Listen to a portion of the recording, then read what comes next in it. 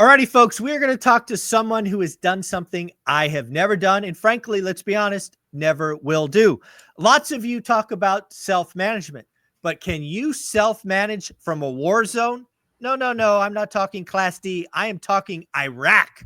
How would you like to run your portfolio from an active war zone in Iraq? This is the gentleman that has done it, is helping people self-manage. It is Renee. Renee, how you doing, buddy? Good, sir. Thank you for having me, Zuber. I cannot imagine running a portfolio of investment properties from an active war zone. That just, I cannot fathom that. So let's talk about that story. How the heck did you do that? And thank you for your service. Oh, no problem. So when I was getting out of the military, active duty in the Air Force, I was security forces. That's military police in the Air Force. I bought my first property. It was a pre-foreclosure short sale townhouse in Florida. And then I was transitioning from the military into what's called diplomatic protection at the embassy in Baghdad, Iraq. And then I picked up 3 more rental properties. And then later I built an auxiliary dwelling unit. So I have 5 doors. I live in one. But I remember my first one was I purchased it as a second home because I was still stationed in Alabama. And that was like, I grew up poor, going to bed hungry and run down trailer parks. I always wanted to live in a house. So that was like a big deal to me. And when I was in Iraq, I remember buying my second and third, and I was closing from Iraq. I was on a small fob across the Tigris. We had to do a mission where all the guys got the trucks ready, go across the river, go to the embassy. And I got the closing documents signed and notarized on the embassy, took pictures, mailed it from the embassy with DHL, like overnight as fast as it can get back. And then when they did the closing back in Florida for the rental properties, and when the paperwork caught up, then it was like truly finalized. So it was very difficult, but if you have a will, you'll find a way. That's ultimately the story here. Yeah, I cannot imagine. That's an amazing story, because you not only were managing, properties from an active war zone, but you were also buying. That's another interesting twist, because again, you think about if you've ever bought a real estate property, there's a lot of paperwork and notaries and all of that stuff. I could not imagine the game of follow the leader as you're moving around, as the paperwork's chasing you down. But let's talk about the management, because I know landlords who have properties, no property is a mile from where they live, right? I know one guy I talk to all the time who does his walk every day, and he's walking by his properties. You're, I don't know, what is that? 15 hours away, 14 hour time zones. Yeah. It's wild for me to think about how you set that up. How is that possible? Yeah. So I basically, in a nutshell, if I want to summarize it, there's really only 3 ways that you can get stuff done as a DIY landlord.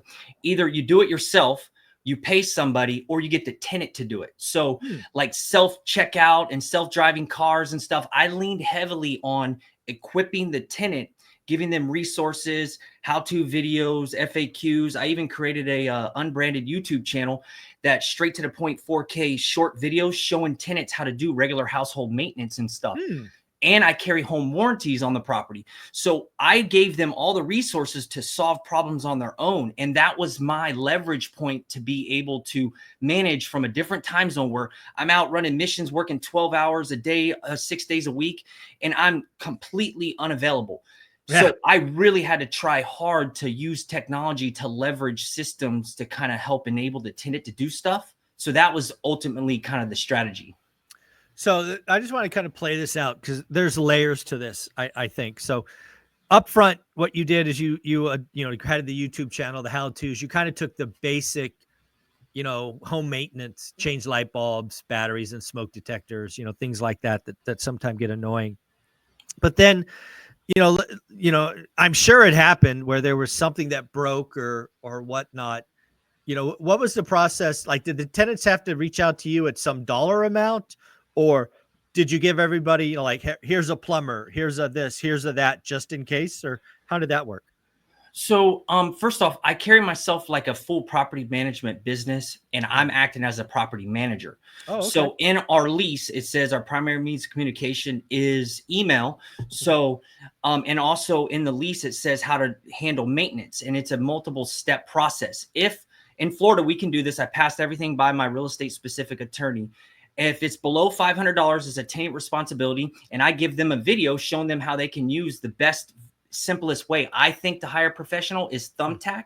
Yep. And I show them how to use Thumbtack to hire a local professional that's certified, licensed, or whatever, if it's below 500 and they can't do it, or if I don't have a how-to video for them to do it.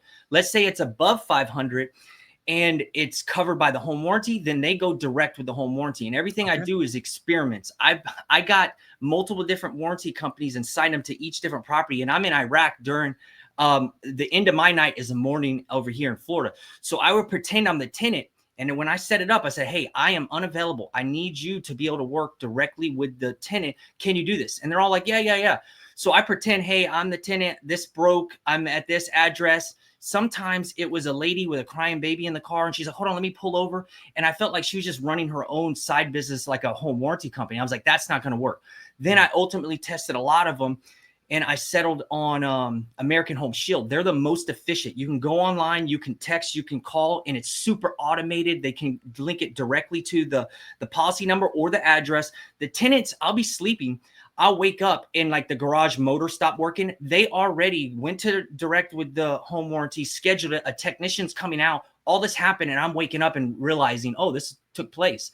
And a lot of times I have to train the tenant to kind of use this. So let's say they email me directly, they got some problem. And I say, hey, according to the lease, and I cite the lease, I'm training the tenant how to self-serve. Then I say, also, if you go to our website, here's the FAQs. And I was like, in the future, when stuff like this comes up, just a friendly reminder, if you go to use the resources, then you could fix and resolve stuff on your own faster instead of waiting for me. And then let's say it's not covered by the home warranty. Then I have AppFolio as my property management software. They go into the portal and they submit a maintenance request. Then I get involved. And that's when I can kind of troubleshoot from afar. And with technology nowadays, I swear by it, because if I can manage my properties from Iraq, I feel like small mom and pop landlords with 1, 2, 3, 4 doors, maybe even all the way up to 10, you should do your own property management first. It's going to teach you the business, the inner workings, where you could be better at managing a property manager later when you know the business like the back of your hand. Yeah. So I think it's a lot easier than people suspect. And I kind of joke around and say, everybody wants to be a real estate investor, but nobody wants to be a landlord. No, that's very well said. Very well said. So again, I am actually, did any of your tenants know you were in Iraq, or did you represent yourself as just a local PM?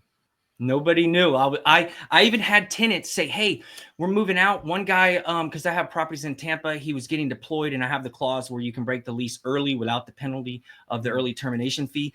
And like, he was just so really satisfied with my service. He's like, hey, Renee, how can I, submit a review or help you out with your career and give you like some kudos? And at that time, that's before I realized, I learned later, hey, I should have a BBB link on my website, and then start asking tenants to give reviews to make the business even seem more legitimate. But back then I didn't have that. So I said, sir, I was like, if you don't mind, can you please write a handwritten letter and just say anything that I did good and mail it into our corporate office, which is my virtual address where I check my mail online.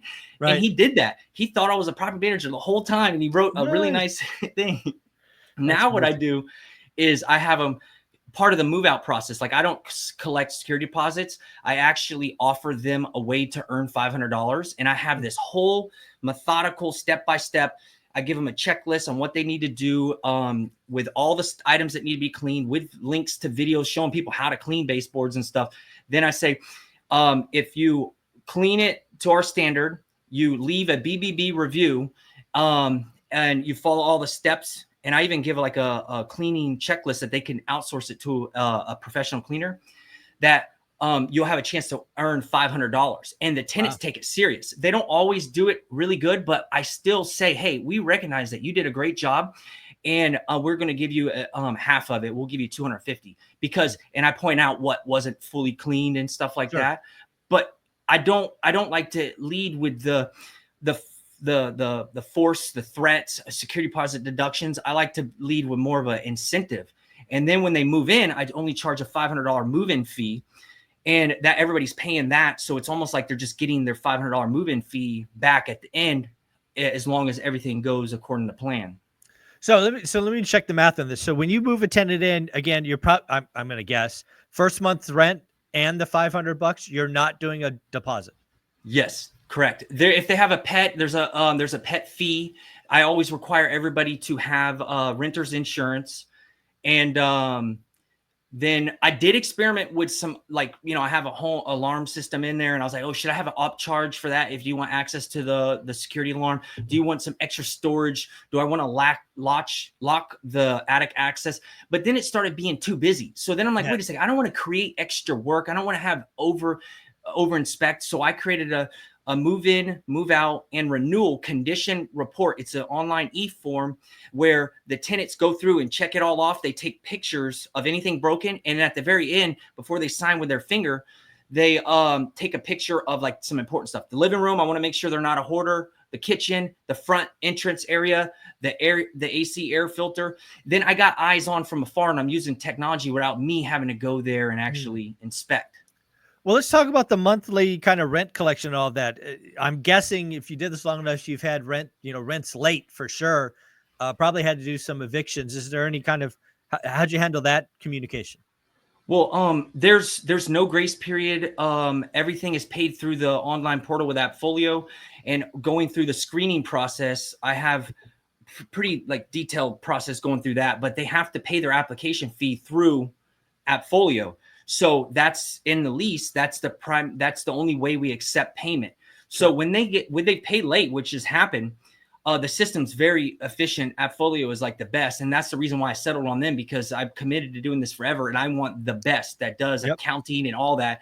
And I'm not messing around with the lower, ones that obviously are cheaper, but they could go away. They can get bought out. They can, they got like gaps in the software and everything. Sure. Yep. So it automatically charges the late fee, and then it does the daily automatic late fee charges, and it requires a full payment up front. And I get involved, and I ask if there's a problem. Hey, how can I help? Sometimes their bank account messed up. It's something legitimate, like it was a legitimate accident, and they just get it all caught up. And I'm just very on top of it, and I set the standard. I don't tolerate it automatically. I learned my lesson when I first started, before I got to experience what self-management was like before property management software. And I had a tenant, she lied and said she had cancer to break the lease because she didn't want to pay the early termination cost. So I'm like, oh my gosh, she knew I was the landlord. Back then I used to try to humanize and be their friend and think that was going to help. But when it comes to money, their back's against the wall. They don't, no matter how much they like you or what kind of rapport you think you built up, they will always throw you to the curbside. So I found out because the neighbor told me, hey, I'm friends with her on Facebook. She lied to you. She just moved somewhere else. And I'm like, okay, point taken. That's why I swear by the plain vanilla business advantage, where I want small mom and pop landlords to look, walk, talk, act like a full property management firm. And then you're just a property manager doing your job, following regulations, Yeah. You just followed orders. Orders, the policy, whatever they got set up, Yeah. I can't change it. And also you can say, I check with my team. Let me get with the office and stuff like that. Yeah. So what are some of the things that you think mom and pop landlords generally get wrong? Obviously becoming their friends and all of that we just talked about. What are some other mistakes first-time landlords make, you think? I think they often get in a bind where they're so strapped with cash flow and money, they can't reinvest back into the business for, business efficiency systems and stuff like that. So they're constantly trying to do everything as cheap as possible. And then what happens is they get sucked into doing stuff, because you can only do it three ways. You do it, you pay somebody else to do it, or you get the tenant to do it. And they're constantly surviving and doing Band-Aid fixes and stuff. And for me, my motto is forever difference. The 4 Delta is like my hat.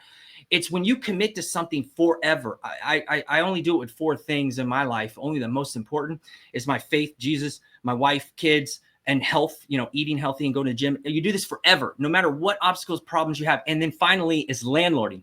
So when I approach problems, I try to resolve this once and for all, forever. Can I eliminate this? Can I bypass it? Can I make it so efficient? That's what I did with the property management software that has accounting built in. And every little obstacle I come across, I'm committed to doing this forever. So I'm trying to make it as easy as possible so I can do it when I'm 80. Yeah. So I think that's the biggest problem. They struggle with like surviving instead of like thriving. Yeah. One of the things that I love about what you're doing, first and foremost, we should give Renee a lot of credit because in my community, one rental at a time on school, he's the gentleman that helped me get the school map going. We now have 115 or 116 people giving their locations, so it facilitates networking. So Renee, from me to you, thank you for helping this old guy make that happen. I appreciate you. But you're doing something even better. You've created a free school where people can go to, just Landlord School. That's school with a K. To really just help. You have a passion. You have a passion for helping mom and pop landlords, get through the struggle. So tell us about it. Well, whenever I grew up poor, going to bed hungry, living in trailers and being ashamed, my mom did the best she could. And she taught me about, God and everything. So it helped me go down the right path. But I know very real what it's like to, suffer with money, with finances, like in cash flow. So I tried to invest in stocks, mutual funds, Roth IRA, and TSP in the military, and like other, even crypto and stuff like that. And I tried margin trading and everything. And I never felt like I had control. You're not making any money. You're investing in like paper assets for growth, and you're storing it here and you're waiting later. And I'm not super good with numbers and everything. That's not my strong suit. So I don't like the idea of trying to forecast how long I'm going to live and then sell off stuff. And I don't know if it's going up or down. And so that's too complicated. I like the idea of having cash flow, knowing how much the rent comes in, how much debt service I have to pay, what's left over is mine. And I live in that like a fish in a fish tank. I feel like water's always pouring in and I just live within what's provided to me. And I don't have to try to worry about how long am I going to live and, all that complicated equations. And so that's basically kind of what the point that I was getting at with the rental properties and why it's important to me. And I just cash flow is so important. And that's what committed me to doing this forever. And I want to help the small, like underdog person, provide for their family, leave an inheritance. So I'm trying to prevent landlords from selling out, burning out, and just hold it forever, cash flow forever, hand it down. And you're serving God's other children. That's what I look at it. When you have a business, a hard asset that has customers, your intricates of the relationship, you're involved, you experience the satisfaction of serving somebody and doing a good job.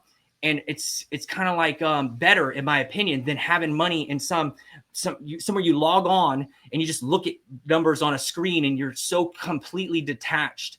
I like the hands-on, satisfaction of serving people and having a business and being proud of that and stuff. So ultimately, all that talk too much sorry, to just say, hey, I'm committed all the way and I want to help other people that resonates with. I want to be around people like that so I can get better and hopefully they get better too. Yeah. So if somebody goes to landlordschool.com, what are they going to see? Why should they go there? It's just a about page that is for the school platform, just like your communities on school. And they can join, and then it's going to walk them through like an onboarding process. I give like free resources, and that one's primarily for like kind of helping people out, get started. And we're laser focused on DIY property management. And there's no talk about how do you get your best deal and how do you do creative finance and all that stuff, which are all awesome topics, but I'm not an expert in that. And I don't think I can add value with that. So I'm just getting them focused, hey, on one topic, and let's do our best to, improve. And that's basically what that community is. And again, if I didn't say it earlier, I meant to. It is free. It has the ultimate price point of free. Renee, I appreciate you. Thank you for being an active member in my community. Having you as a DIY landlord is very helpful. I love all the engagement. Thank you for helping me make my school community better and more interactive. Renee, close us out. What are your final thoughts? I guess my final thoughts is like to challenge landlords, even if you DIY or not, is to perform tests, like, do like hire multiple people, pay. You're going to have to invest some money in different tools. And then when you actually test out all of them, you get more confidence in your decision settling on one instead of asking forums and people online, because everybody's optimizing for something different. There's some landlords that are super hands-on. They want to do everything. They don't want the tenant to touch anything. And there's more landlords like me that are more hands-off. I want to make stuff efficient so I can do it forever. So you got to be careful who you're asking for advice, because they might be steering you the wrong way, and you could take it with a grain of salt. But perform your own test ultimately is the point. And Love then, that. yeah, and get landlords to actually try to property manage at least one property. I think they will learn a lot, and it's worth it. Yeah, there you go, folks. Again, landlordschool.com. Check him out. It is free. If you're in my school community, send Renee a note. Let him know how awesome he is. He's a human being, that he is doing good work. Buddy, I appreciate you. Take care. Thank you. See you. Bye.